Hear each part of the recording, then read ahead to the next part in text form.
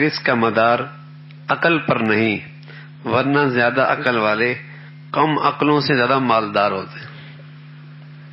رزق کا تعلق عقل سے نہیں ہے، سمجھ سے نہیں ہے۔ اگر عقل اور سمجھداری سے رزق کا تعلق ہوتا تو ہمیشہ سمجھدار لوگ مالدار ہوتے اور ان کے پاس مال و وسائل زیادہ ہوتے۔ اس کا تعلق عقل سے نہیں۔ فرمایا رزق کا مدار عقل پر نہیں، ورنہ زیادہ عقل والے کم عقلوں سے زیادہ مالدار ہوتے، حالانکہ زیادہ عقل والے آپ کے سامنے موجود ہیں۔ ہاں، لیاقت سے رزق ملنا قارون کا عقیدہ ہے۔ سنو بھائی سنو، لیاقت سے رزق ملنا قارون کا عقیدہ ہے۔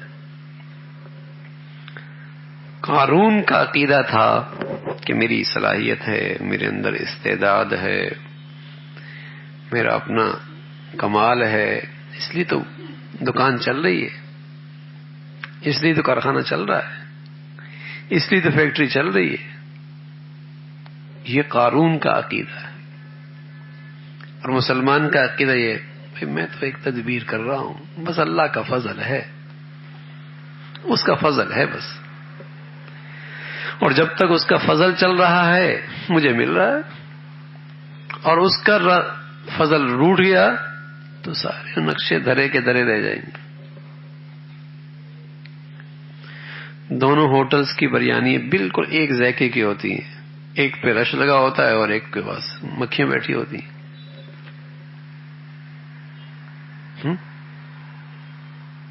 ذائقہ ایک جیسے۔ تو اس کا تعلق لیاقت سے نہیں ہے، عقل سے نہیں ہے، صرف مقدر اور اللہ کے فضل سے۔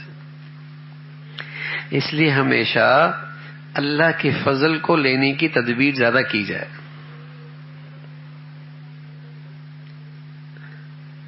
اس کو زیادہ کی جائے۔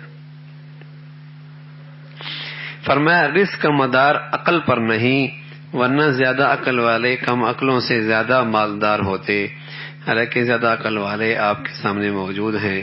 لیاقت سے رزق کا ملنا قارون کا عقیدہ ہے۔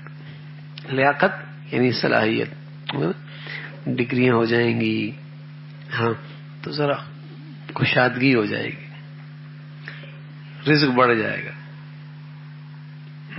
ایسا نہیں۔ اس لیے اپنی اولاد کو سب سے پہلے دیندار بناؤ، دیندار بناؤ۔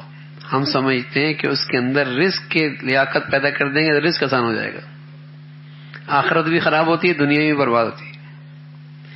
جو آپ کے اختیار میں ہے میاں وہ کرو، وہ کیا؟ اسے نیک اچھا انسان بنا دو، یہ آپ کے اختیار میں، اس کی آپ تدبیر کریں، اچھا انسان بنانے کی تدبیر کرو،